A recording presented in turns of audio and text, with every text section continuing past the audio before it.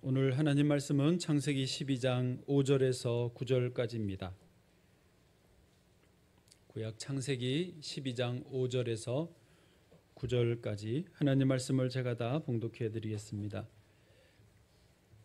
아브라함이 그의 아내 사레와 조카 롯과 하란에서 모은 모든 소유와 얻은 사람들을 이끌고 가나안 땅으로 가려고 떠나서 마침내 가나안 땅에 들어갔더라. 아브라함이 그 땅을 지나 세겜 땅 모래 상수리 나무에 이르니 그때 가나안 사람이 그 땅에 거주하였더라. 여호와께서 아브라함에게 나타나 이르시되 내가 이 땅을 내 자손에게 주리라 하신지라. 자기에게 나타나신 여호와께 그가 그곳에서 제단을 쌓고 거기서 베델 동쪽 산으로 옮겨 장막을 치니 서쪽은 베델이요 동쪽은 아이라. 그가 그곳에서 여호와께 제단을 쌓고 여호와 이름을 부르더니 점점 남방으로 옮겨갔더라. 아멘. 저희 교회는 오늘 생일입니다. 1980년 9월에 하늘의 작은 미랄처럼 심겨진 모임이 이제 어느새 43살, 사람으로 치면 중년이 됐습니다. 그렇지만 교회는 나이를 먹어도 청년 같은 신앙으로 나아가야 될 줄로 믿습니다. 어쨌든 저희가 43년 동안 이런저런 부침도 겪었지만 오직 주의 은혜로 교회가 문 닫지 않고 오직 주의 은혜로 지금도 예배를 드릴 수 있게 된 줄로 믿습니다. 또 우리가 다 기억은 못하지만 혹은 다 모를 수도 있지만은 또 기억나는 것도 있고요. 많은 영혼들이 우리 교회로 인해서 죄에서 떠나고 예수 그리스도 안에서 하나님 자녀 되었습니다. 또 우리 교회 때문에 인생의 위기를 만났던 분들이 어려움에서 벗어나고 평안의 자리로 인도함을 받았습니다. 또 성도님들의 기도 그리고 재정적인 헌금으로 국내 선교지에서 목사님들이 힘을 얻고 또 선교사님들이 그 필요를 채우게 되신 줄로 믿습니다. 지금도 하나님은 우리 교회를 통해서 일하고 계십니다. 지금도 영혼을 구원하시고 지금도 낙심된 인생들을 살리시고 특별히 다음 세대를 살리고 계시는 줄로 믿습니다. 지금도 주님은 복음이 땅끝까지 전해지도록 우리를 사용하고 계시는 줄을 우리는 믿어야 하겠습니다. 그렇습니다. 교회가 이 땅에 세워졌다라고 하는 것은 하나님이 이 교회를 통해서 해야 할 일이 있다, 우리식으로 표현해서 사명이 있다라고 하는 것을 의미합니다. 그러니까 우리끼리 분위기 좋고 재미있고 이런 것보다도 하나님이 보실 때는 원래 부여하신 그 사명을 잘 감당하면 좋은 교회입니다. 하나님 보실 때 원래 그 사명을 제대로 감당하면 하나님이 기뻐하시는 교회가 되는 것이죠. 우리가 교회 이제 저희가 제2개척을 하면서 14년 전에 이 5대 비전을 사명으로 정리를 했습니다. 늘 보시죠. 예배는 생명이다가 우리의 첫 번째 사명이자 비전입니다. 교회는 예배가 생명입니다. 오늘 이 시간도 생명처럼 예배를 드리시기를 바랍니다. 두 번째로 제자는 훈련이다입니다. 모든 성도를 제자화하자는 것이, 제자로서 삶을 살게 하자, 이게 저희의 사명이고요. 세 번째는 청년은 희망이다입니다.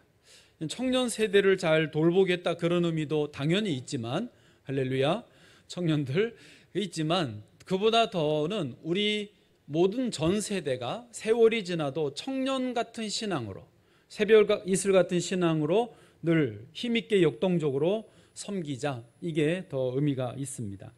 네 번째, 자녀는 미래이다입니다. 다음 세대를 세우기 위해서 우리가 계속 교육 목회로 투자하고 있습니다. 마지막, 성교는 명령이다인데요. 교회는 또 주님의 명령 따라서 선교해야 됩니다. 올해가 자녀는 미래이다이고 내년이 선교는 명령이다이지 않습니까? 공교롭게도 이제 내년 1월 정확히 14일 저녁부터 해서 한 주간 동안 필리핀으로 단기 선교를 떠나게 됐습니다. 딱 그게 맞아 떨어졌어요. 다행히도 더 이상 코로나 때는 좀 어려웠지만은 모든 것이 하나님의 은혜입니다. 자, 이제 우리는 오늘 창립 감사주일에 오늘 제목처럼 아브라함의 믿음을 좀 살펴보면서 우리 교회가 나아갈 방향을 좀 점검하고자 합니다. 여러분, 아브라함은 별명이 뭐죠? 믿음의 조상입니다.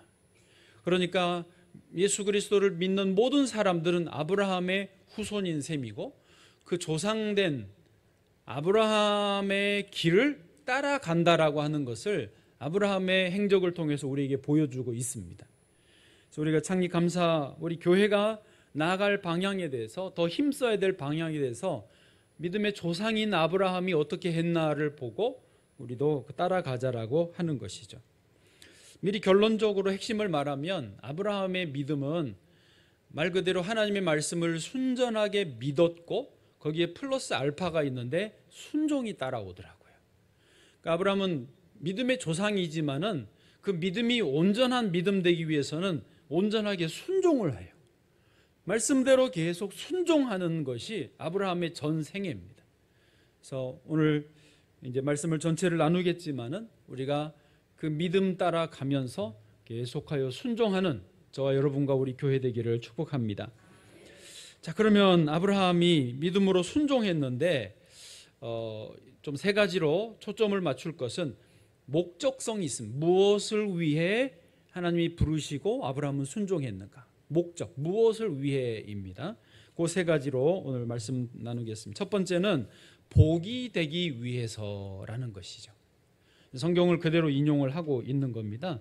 그러니까 하나님이 아브라함을 믿음으로 부르신 것, 아브라함도 순종으로 나아가는 것은요, 자신이 복이 되기 위해서입니다. 똑같이 교회가 하나님의 부르심을 받아 세워지는 것은요, 복이 되기 위해서입니다. 아멘. 자, 창세기 12장 1절 2절 너무 잘 아시는데 또 읽어도 너무 좋습니다. 우리 소리내서 같이 읽어보겠습니다. 시작. 여호와께서 아브라함에게 이르시되 너는 너의 고향과 친척과 아버지의 집을 떠나 내가 내게 보여줄 땅으로 가라. 2절. 내가 너로 큰 민족을 이루고 내게 복을 주어 내 이름을 창대하게 하리니 너는 복이 될지라. 아멘. 거기에 너는 복이 될지라 보이셨죠? 아브라함이 지금 요 말씀을 들을 때는 어디 있었냐면 하란이라는 곳에 있었습니다. 갈대아 우르에서 아버지와 형제들과 다 출발을 해서 하란에 왔는데 하란에서 아버지가 죽습니다. 그래서 이제 어떡하나 이러고 있는데 하나님이 부르시는 거예요. 내가 너에게 보여줄 땅으로 가라. 내가 너로 큰 민족을 이루게 하겠다. 복을 주겠다. 너의 이름을 창대하게 하겠다. 그리고 무엇보다 너 자신이 복이 될 거다. 아멘. 너는 복이 될지라의 영어 성경으로는요, and be you, 너를 되게 하겠다. be you a blessing, 축복이 되게 하겠다라는 말이죠. 옛날 개역 한글 번역에서는 어떻게 돼 있죠? 너는 복의 근원이 될지라라고 돼 있습니다. 히브리어 원어를 직역으로 한 게 복이 될지라고요. 의역을 둘러서 풀어서 번역한 게 복의 근원이 될지랍니다. 그러니까 내용상으로는 복의 근원이 될지라인데 직역은 복이 될지라예요. 무슨 말이냐면 하나님은 아브라함의 삶 자체가 복이 되게 하시겠다. 아브라함의 복을 부어 주시겠다라는 거예요. 이게 1차적인 의미고, 그런데 하나님이 아브라함에게 주신 복은 자기만을 위한 복이 아니라 아브라함 때문에 주변의 사람들이 복을 받게 하겠다라는 의미입니다. 그래서 개역 한글 전의 성경은 이거를 이렇게 풀어서 너는 복의 근원이 될 것이라고 하셨던 것이죠. 어쨌든 아브라함은 복이 된다라고 하는 그 말씀 붙들고 자기가 복의 복도 되고 복의 통로도 되기 위해서 하나님의 부르심에 순종한 것입니다. 아브라함은 결코 아무 생각 없이 가나안에 들어온 것이 아닙니다. 혹은 망하려고, 안 되려고, 저주받으려고, 죽으려고 가나안에 온 게 아닙니다. 분명히 하나님 말씀, 너는 복이 된다, 이 말씀 듣고 믿고 나온 것입니다. 저와 여러분도 그렇습니다. 여러분, 교회를 나오시게 된 것이 처음에는 친구 따라 강남 가듯이 그냥 오셨을지 몰라도 교회를 이제 계속 다니려면 하나님의 이 말씀이 내 마음에 들려지고 믿어져야 됩니다. 하나님은 저와 여러분을 복이 되게 하시려고 불러주셨습니다. 교회가 복이 되어서 교회를 통하여 지역사회가, 민족이, 세계 열방이 복을 받게 하시려고 교회를 세워주신 것입니다. 우리 교회가 그 사명을 감당하기를 원합니다. 이번에 북아프리카에서, 모로코에서 지진이 나서 너무 심각했습니다. 그런데 저는 그때도 너무 마음이 안 좋았는데 바로 며칠 뒤에 리비아에서 대홍수가 나가지고 댐이 2개가 무너지면서 그 물살에 도시가 휩쓸려 가버리는 것을 보고 전 너무 충격을 받았습니다. 여러분도 아마 그러셨을 거예요. 그분들 입장에서 생각해 보시죠. 아니 멀쩡한 자고 있었나, 낮이었나, 막 갑자기 경고도 없이 물길이 밀려오는데 다 휩쓸려 가버리는 거예요. 2만 명 정도가 죽지 않았나 예상을 합니다. 그 아름다운 지중해 바다에 그 시신들이 막 떠내려갔다가 다시 해안가로 몰려오고 있다 합니다. 어떻게 그런 일이 있을 수 있습니까? 21세기에 말이죠. 그런데 저희가 있었던 에티오피아 바로 옆 나라의 동쪽으로 소말리아가 있습니다. 소말리아 들어보셨죠? 이 소말리아 사람들은요 99%가 무슬림, 이슬람 사람들이고 이번에 들었는데 국가 경제가 완전히 파탄 났더라고요. 예를 들면 정부에서 화폐를 찍지 않은 지가 30년이 지났어요. 그러니까 새로운 돈을 안 찍으니까 있는 돈 갖고 유통을 하는데 그것도 유통이 이제 안 되는 거예요. 다 낡거나 손실되니까. 그러니까 시장 경제가 완전히 무너졌고, 게다가 지금 최근 몇 년 동안 비가 전혀 안 옵니다. 소말리아 땅이 원래 사막 지역이거든요. 점점 메말라 가고 있었는데 더 그나마 비가 안 오니까 이 목축이 안 되는 거예요. 사람들이 먹을 게 없어서 거의 1분에 1명씩 지금 죽고 있어요. 소말리아에서만. 그냥 1분에 1명씩 굶어 죽고 있어요. 어디 NGO 방송이 아닙니다. 지금 설교 시간에 제가 거짓말할 리가 없죠. 너무너무 안 됐어요. 근데 좀 제가 다른 종교 이야기를 해서 미안하지만은 리비아도 댐이 무너지게 된 것은 정부가 무정부 상태입니다. 내전 중이고, 모로코도 산간 지역에 지진이 나서 무너졌는데 그게 관리가 다 안 되는 거예요. 대비가 안 됐던 거예요. 소말리아는 뭐 아무 대책이 없는 것 같고요. 리비아는 그 홍수로 쓸려나간 도시에 봉쇄령을 내려버렸습니다. 지금 빨리 가서 시신도 처리하고 도와서 재건하든지 살 수 있게 해야 되는데 아예 들어오지도 마라라고 봉쇄해버렸어요. 정부가. 군 정부에서 말이죠. 다 이슬람 지역인데 종교가 다 이게 참 증명은 안 되지만은 그런 안타까운 일들이 이제 다른 기독교 국가에서도 문제는 생기지만 대비는 하잖아요. 대응은 하잖아요. 프로테스탄트 윤리와 자본주의 정신이라는 유명한 책이 있습니다. 독일 그 막스 베버라고 하는 분이 썼는데 그 책에서 주장하는 바가 그겁니다. 그러니까 개신교가 들어간 나라는 일단 기본적으로 잘 살게 된다는 거죠. 왜냐? 건강한 노동 윤리가 자리를 잡으면서 사람들이 다 열심히 일을 하고 성실하게 산다는 거죠. 그러면 기본적인 게 갖춰지지 않겠습니까? 다만 자본주의라고 하는 것이 인간의 욕심을 채우는 데 좀 집중이 돼 있는 문제가 있어요.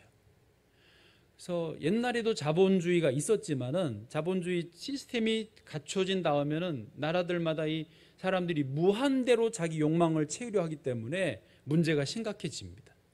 그런데 기독교가 들어간 나라는 기독교 윤리, 프로테스탄트 윤리가 거기에 같이 들어간다는 거예요. 그게 뭐냐면 금욕주의예요. 그러니까 사람들이 열심히 일해서 나 돈 더 벌고 싶어, 더 좋은 집에 살고 싶어, 더 좋은 차 타고 싶어, 기본적인 욕심 때문에 열심히 하는데 어느 정도 채워지면은 금욕주의가 작동을 해서 거기서 브레이크를 잡아준다는 거예요.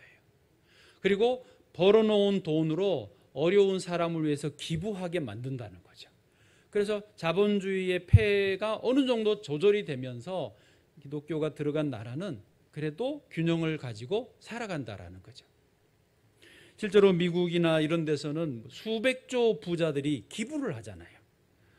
다음 세대 위에 기부하고, 학교에 기부하고, 병원에 기부하고, 어려운 나라에 기부하고, 자기 재산 10%만 남기고 90%는 다 환원하겠다, 미리 다 약속하고, 그렇게 하지 않습니까? 이게 다 프로테스탄트 윤리 때문에 그런 거거든요. 여러분, 북한은 우리 같은 동족이고 기본 DNA가 같지만 하나님 믿지 않고 예배드리지 않으니까 얼마나 어렵습니까? 뉴스에서 북한을 보시면 주로 뭐 보세요? 김정은 안 보고 싶은데 봐야 되고, 미사일, 핵, 무기들 이런 거 주로 뉴스에 보여주잖아요. 여러분, 북한이요, 그게 전부가 아닙니다. 북한의 일반 지금 국민들은요, 너무너무 비참합니다. 우리하고는 비교도 할 수 없을 정도로 뭐 먹을 게 없는 거는 고사하고 인권이 완전히 바닥입니다. 그냥 사람 목숨이 아무것도 아니에요. 그러니까 이분들이 오죽하면 빨리 전쟁이 났으면 좋겠다는 거예요. 죽을 줄 알고 탈북합니다. 탈북하다가 죽든지, 뭐 여자분들은 험한 일을 당하든지, 그래도 그거를 상관을 안 해요. 그런 거는 아무것도 아닌 거예요. 이 너무너무 비참한, 하나님을 거부하고 자기들끼리 하려고 하는 나라가 어떻게 되는지 너무 잘 보여주는 거예요.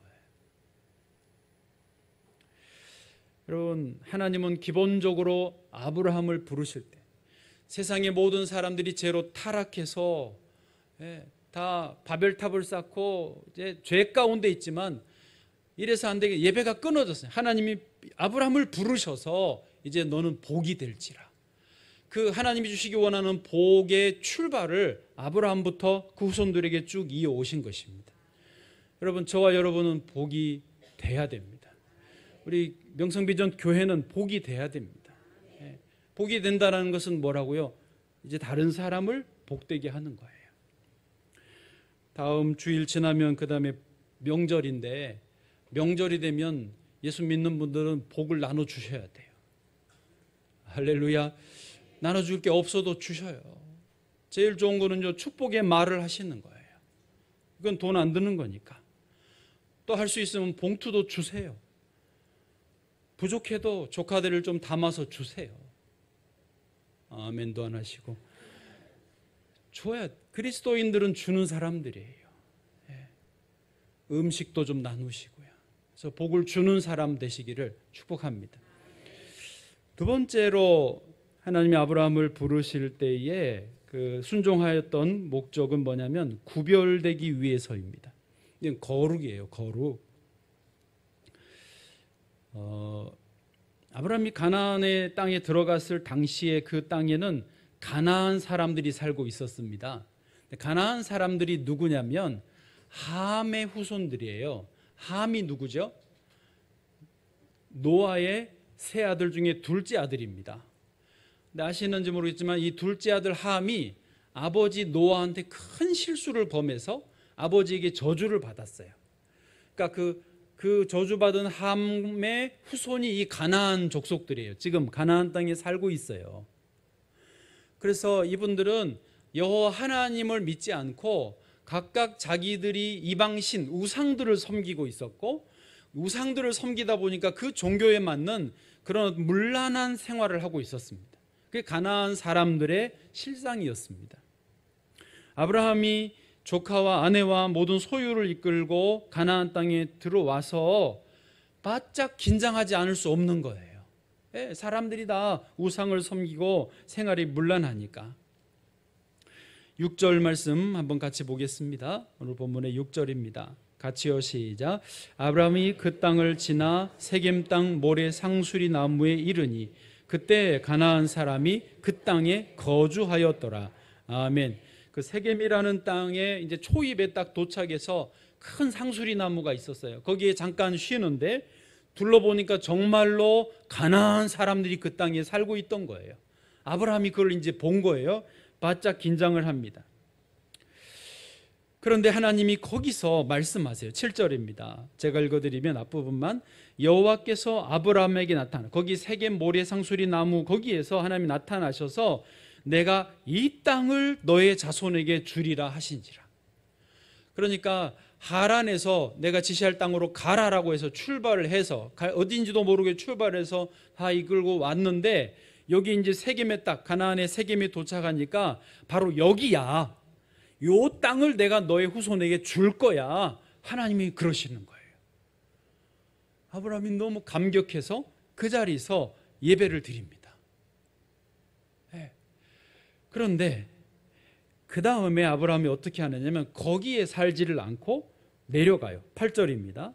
8절은 같이 요 시작. 거기서 베델 동쪽 산으로 옮겨 장막을 치니 서쪽은 베델이요 동쪽은 아이라. 그가 그곳에서 여호와께 제단을 쌓고 여호와의 이름을 부르더니. 아멘.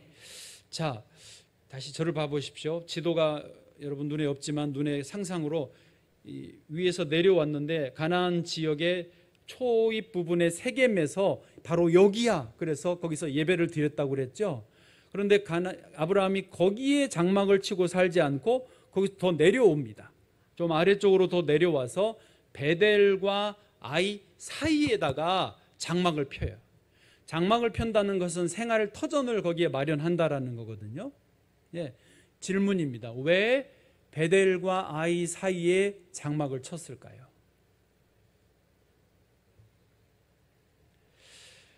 베델은, 아이는 양쪽에 이렇게 이스라엘 지도를 찾아보시면 알겠지만은요, 두 점이 딱 붙어 있습니다. 거의 이렇게 붙어 있어요. 그러니까 그 베델과 아이 사이는요 정말 좁은 곳이에요. 그리고 굳이 베델과 아이가라면 이미 사람들이 살고 있는 곳이라면 우물이 있는 곳이고 숲을, 나무가 있고 또 양을 칠 수 있는 목초지가 있다라는 곳이에요. 베델이나 아이나 들어가면 되는데 왜 베델에도 아이도 안 들어가고 사이에 진을 쳤냐 이거죠. 대답은 이겁니다. 아브라함은 그 땅의 거주민들과 밀접하게 접촉하는 것을 피하려고 그런 거예요. 구별되려고. 왜냐하면 그 땅은 이미 우상들을 섬기는 사람들이고 그들의 문화는 문란했습니다. 아브라함은 유일하신 여호와 하나님을 믿는 사람이고 그들이 그 베델에 편리하다고 안전하다고 풍요롭다고 베델이나 아이에 들어가 살면 그 자기의 신앙이 잊어져 버릴까 봐, 그들이 섞여 살다가 하나님을 놓쳐버릴까 봐 내게 약속하신 하나님 말씀을 붙들고 살려고 베델과 아이 사이에 사는 거예요. 구별된 삶을 사는 거죠. 여러분, 지금 우리도 그렇습니다. 우리 그리스도인들도 우리의 삶의 자리가 어디여야 됩니까? 저기 학군이 좋아, 저기 뭐 시장이 가까워, 저기 집값이 잘 나올 거야, 뭐 이런 거보다도 우리도 베델과 아이 사이에 살아야 돼요. 우리는 그리스도인의 정체성을 유지하면서, 그러나 그 아주 가까운 밀접하지만 구별된 삶이라는 것은요, 그렇다고 세상과 완전히 분리될 수는 없으니까 가까이 있지만 구별된, 이게 우리의 정체성이에요. 이게 교회의 정체성이에요.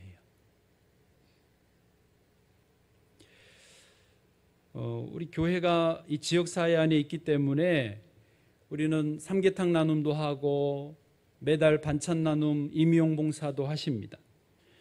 바자회도 했습니다.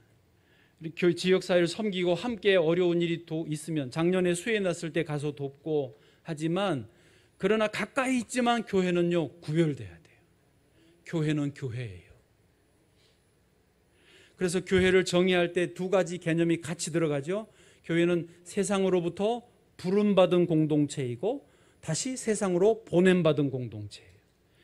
이게 참 애매하면서도 이중적인 정체성을 동시에 갖고 있는 게 교회예요. 저는 선교사로 에티오피아에 있어 보면서 약간 함께 있지만은 구별되는 그 느낌을 온몸으로 체험해 봤습니다. 제가 이제 그 교회에서 아이들 그 청년 교사들을 100명을 키우는 게 목표였거든요. 왜냐하면 학생들을 1000명을 채우는 게 목표였으니까 그러면 교사가 100명은 돼야 돼요. 그래서 청년 교사들 밥 사 먹이고 같이 기도해야 하고 성경 공부하고 같이 먹고 자고 놀았어요. 양고기 먹으러 가자 그러면 애들이 너무 좋아해요. 양 한 마리를 사도 5만 원이면 되거든요. 한국에서는 그렇게 먹었다가는 큰일 납니다. 네, 거덜나요. 그래 양고기 사주면은요 너무 애들이 좋아해요. 맛있게 먹고 웃고 떠들고 장난치고 그렇게 한 가족처럼 지내는 게 너무 좋더라고요. 그런데 자기들끼리 에티오피아 말로 하면 내가 뭔 말인지를 모르겠어요. 저도 어지간한 에티오피아 말은 아는데 자기들끼리 농담하고 뭐라고 그러면요 그 세계에 들어갈 수가 없더라고요. 그런 이중성. 선교사가 그런 거예요. 우리는 이 땅에 살면서 세상의 친구들, 세상에 하는 일들 다 똑같이 할 수가 없어요. 비슷하게 하지만은 기본적으로 우리는 구별되어 있는 거죠. 아브라함이 그래서 베델과 아이 사이에 진을 친 겁니다. 그러니까 우리가 이 땅에 살지만 우리의 본향은 하나님 나라에 있는 것입니다. 성도란 말은 뭐예요? 거룩한 무리예요. 구별된다라는 말이에요. 고린도후서 6장 14절 사도 바울이 이렇게 말했습니다. 시작. 너희는 믿지 않는 자와 멍에를 함께 매이지 말라. 의와 불법이 어찌 함께하며 빛과 어둠이 어찌 사귀며. 아멘. 하나님께서는 우리 교회가 명성비전교회가 이 땅에서 구별되기를 원하십니다. 저와 여러분이 구별되기를 원하십니다. 같이 있지만 구별되는 그 정체성을 잘 이어가시기를 주의 이름으로 축복합니다. 이 정체성을 잃어버릴 때 주님 문 닫으실 거예요. 필요가 없으니까. 주님 오실 때까지 나갈 수 있기를 원합니다. 마지막으로 세 번째는요, 예배하기 위해서입니다. 하나님 영광입니다. 괄호 열고 영광이라고 좀 써주세요. 네, 예배하기 위해서.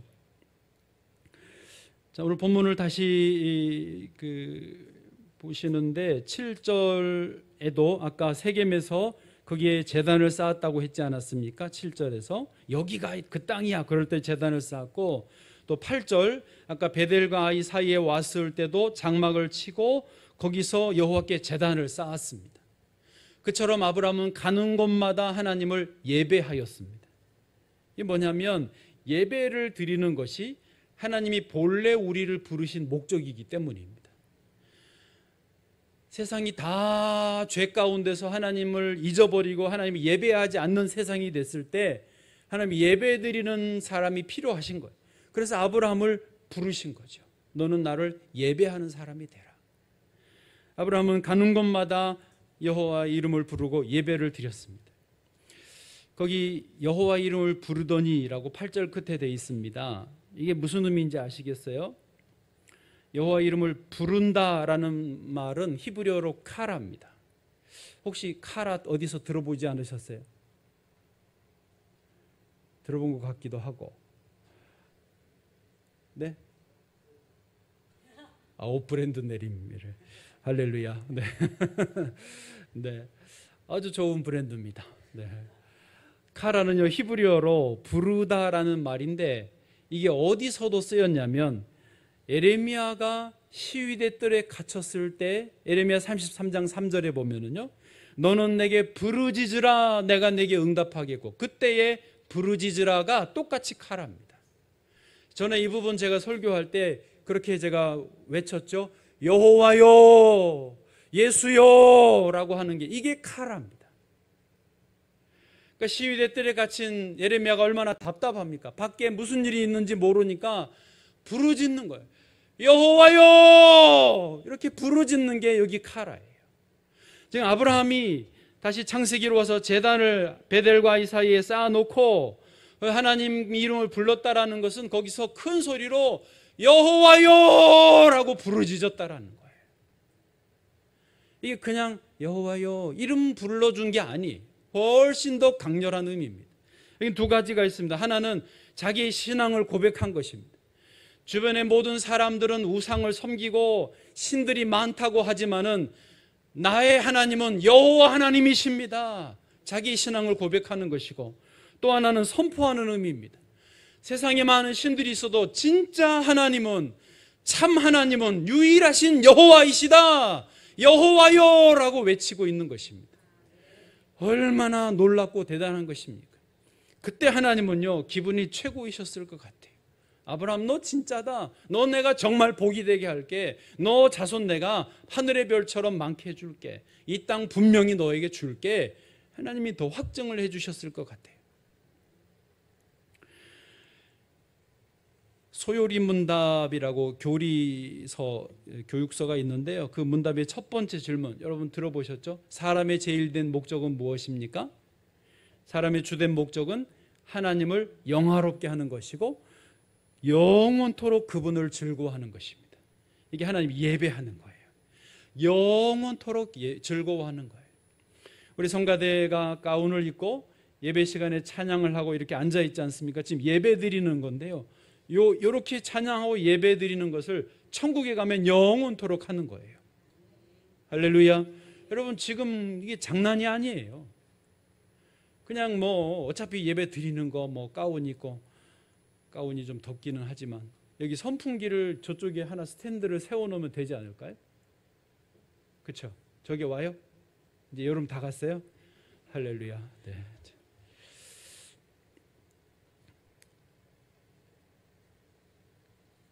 우리가 존재하는 기본적인 목적은요, 근본적인 목적은 예배입니다. 그래서 예배하는 인생은 성공한 거예요. 결혼을 왜 합니까? 결혼한 목적이 뭐예요? 하나님을 예배하기 위해서예요. 아멘도 안 하시고. 내가 행복하려고 결혼하면요, 안 됩니다. 하나님을 예배하고 하나님을 영화롭게 하기 위해서 결혼해야 돼요. 알았어요? 공부를 왜 합니까? 여러분, 대학을 왜 갑니까? 가시는 분들은 직장 다니고 왜 돈을 벌어요? 하나님을 예배하기 위해서 직장 다니고 돈 버는 게, 그게 맞아요.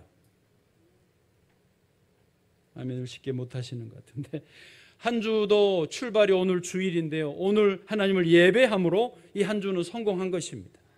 그래서 오늘 예배 드림으로 월화수는 오늘 드린 예배의 은혜로 사는 것이고, 목금토 3일은 그 다음 주일 예배를 기대하면서 준비하면서 3일을 사는 거예요. 우리의 삶의 사이클은요, 예배를 중심으로 돌아가는 거예요. 예배를 소홀히 여기면 우리 권사님 기도한 대로 문 닫는 거예요. 왜요? 교회를 세우신 목적이 예배니까. 일하는 것도, 공부하는 것도, 밥을 드시는 것도, 주무시는 것도, 잠을 깨는 것도 전부 하나님을 예배하기 위해서예요. 하나님이 그러라고 저와 여러분을 아브라함의 후손으로 부르시고 교회를 세우시고 그리스도인 되게 하신 거예요. 예배를 부수적으로 액세서리로 생각하면 안 됩니다. 큰일 나는 거예요. 다 죽어요. 죽는 줄도 모르고 죽는다는 거죠.